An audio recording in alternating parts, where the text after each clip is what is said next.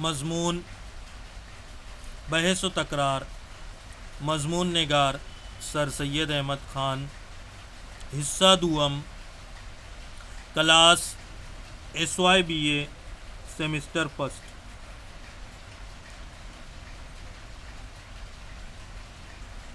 پچھلے لیکچر میں ہم نے دیکھا کہ سر سید احمد خان نے کتوں کی مثال کے ذریعے سے نامہذب آدمیوں کے درمیان ہوئی گفتگو اور اس گفتگو نے کس طریقے سے لڑائی جھگڑے کا روپ اختیار کیا اسے بیان کیا ہے۔ آئیے دیکھتے ہیں اسی مضمون میں سر سید احمد خان آگے کیا کہتے ہیں۔ جس قدر تہذیب میں ترقی ہوتی ہے اسی قدر اس تکرار میں کمی ہوتی ہے، کہیں غرفش ہو کر رہ جاتی ہے تو کہیں تو تکار تک کی نوبت آ جاتی ہے،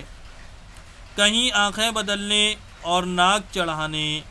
اور جلدی جلدی سانس چلنے ہی پر خیر گزر جاتی ہے، مگر ان سب میں کسی نہ کسی قدر کتوں کی مجلس کا اثر پایا جاتا ہے۔ پس انسان کو لازم ہے کہ اپنے دوستوں سے کتوں کی طرح بحث و تکرار کرنے سے پرہیز کرے۔ جس قدر تہذیب میں ترقی ہوتی ہے اسی قدر اس تکرار میں کمی ہوتی ہے۔ انسان جتنا مہذب ہوگا، جتنا تہذیب یافتہ ہوگا، جتنا سنجیدہ ہوگا، جس قدر سمجھدار ہوگا، سویلائزڈ ہوگا، تو یہ جو بحث و تکرار ہے اس میں اسی مناسبت سے کمی آئے گی۔ بہت زیادہ مہذب انسان ہے تو وہ اس بحث و مباحثے میں نہیں پڑے گا، اور غیر مہذب ہے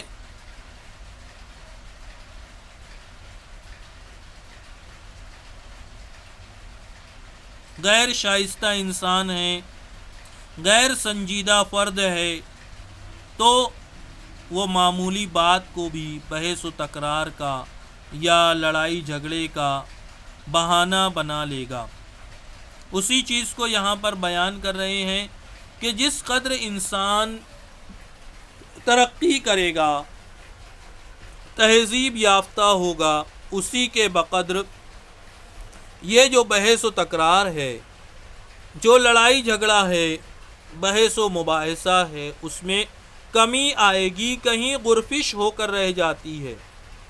کہیں پر غصہ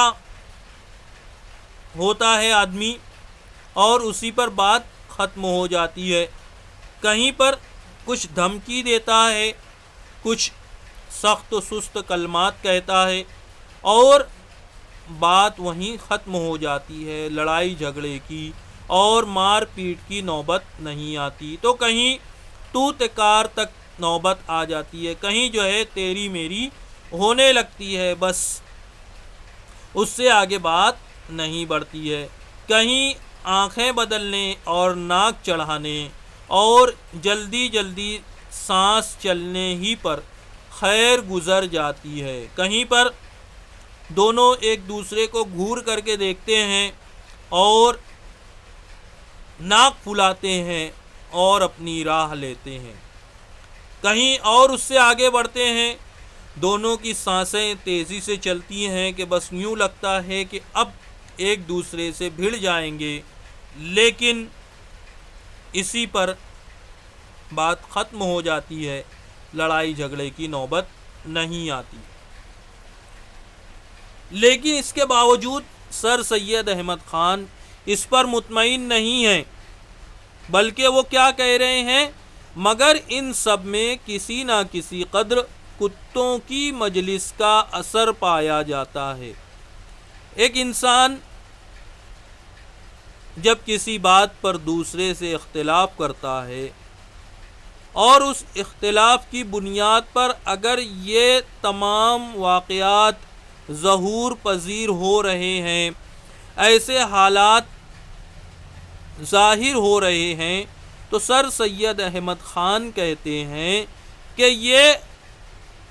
انہی کتوں کی مجلس کے جیسا ہے، یعنی یہ وہی جانوروں والی صفات ہیں، وہی جانوروں والی حرکات ہیں۔ اوپر جو مثال اس مضمون کی ابتدا میں سر سید احمد خان نے دی تھی، کہہ رہے ہیں کہ یہ انہی جانوروں کے جیسی بات ہے، انہی جانوروں کی طرح کی حرکات ہیں، جن حرکتوں کو یہاں پر سر سید احمد خان نے بیان کیا ہے۔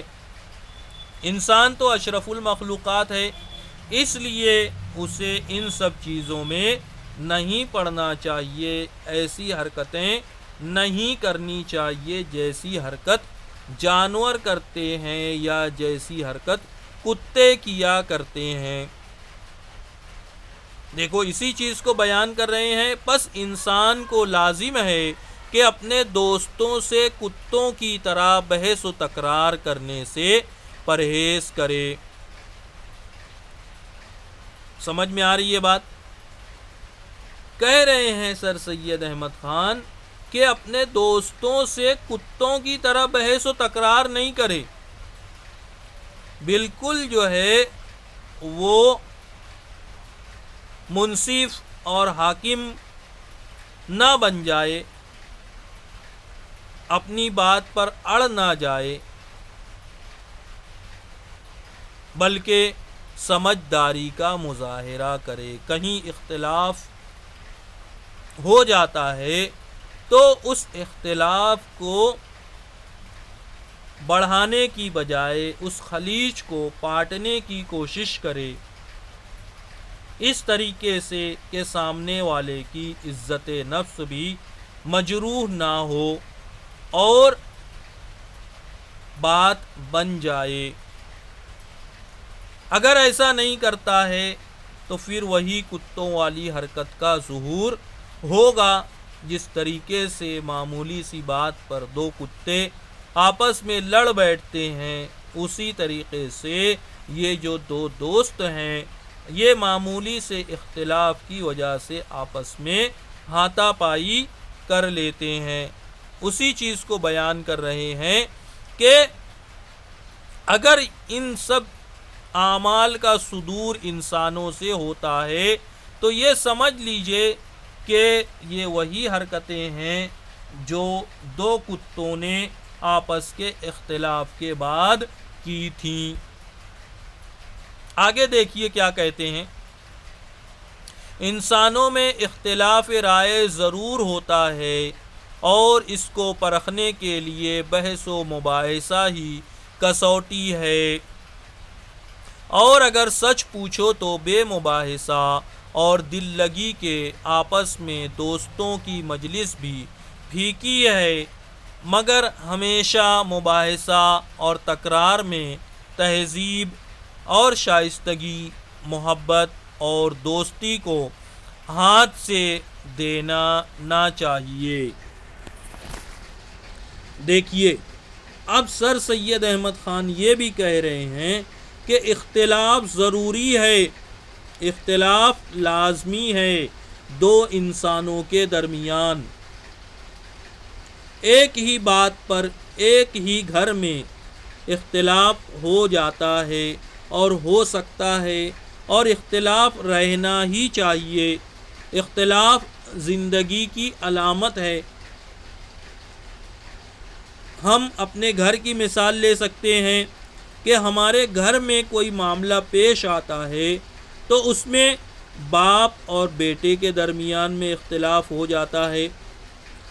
ماں اور بیٹی کے درمیان میں اختلاف وقوع پذیر ہوتا ہے، شوہر اور بیوی کے درمیان میں اتفاق رائے نہیں ہوتا ہے،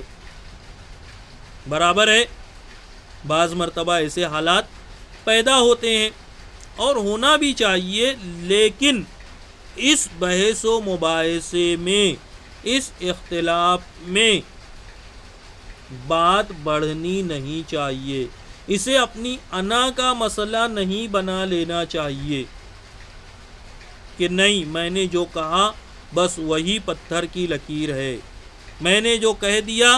ہر ایک کو اسی بات کو ماننا ہے، نہیں، بلکہ جو اختلاف ہو رہا ہے اس میں ایک اعتدال کے ساتھ، میانہ روی کے ساتھ سامنے والے کو اپنے دلائل کے ساتھ قائل کرنے کی کوشش کرنا چاہیے۔ جیسے اختلاف ہے، دیکھو آگے کہہ رہے ہیں سر سید احمد خان کہ اس کو پرکھنے کے لیے بحث و مباحثہ ہی کسوٹی ہے۔ اب اے جو ہے کچھ کہہ رہا ہے اور بی کچھ کہہ رہا ہے ایک معاملے پر، تو اب بحث و مباحثہ ہوگا۔ اے جو ہے اپنی بات کے حق میں دلائل دے گا، ثبوت مہیا کرے گا، مثالیں دے گا، اسی طریقے سے بی بھی کرے گا۔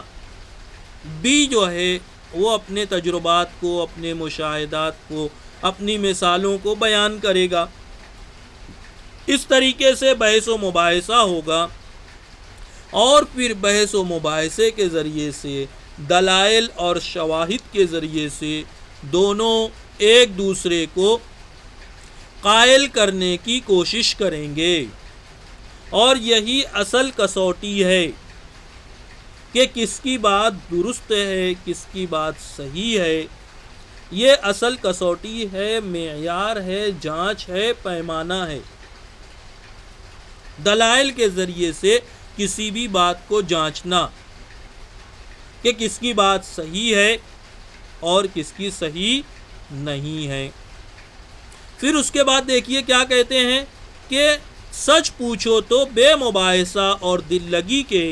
آپس میں دوستوں کی مجلس بھی پھیکی ہے۔ اگر دوستوں کے درمیان میں ہنسی مذاق نہ ہو اور اختلاف نہ ہو اور دل لگی نہ ہو تو یہ محفل بھی کوئی محفل ہے بھلا؟ دوست ہیں تو وہاں پر کیا ہوگا؟ بحث و مباحثہ ہوگا، ہنسی مذاق ہوگی، دل لگی ہوگی، اختلاف رائے ہوگا۔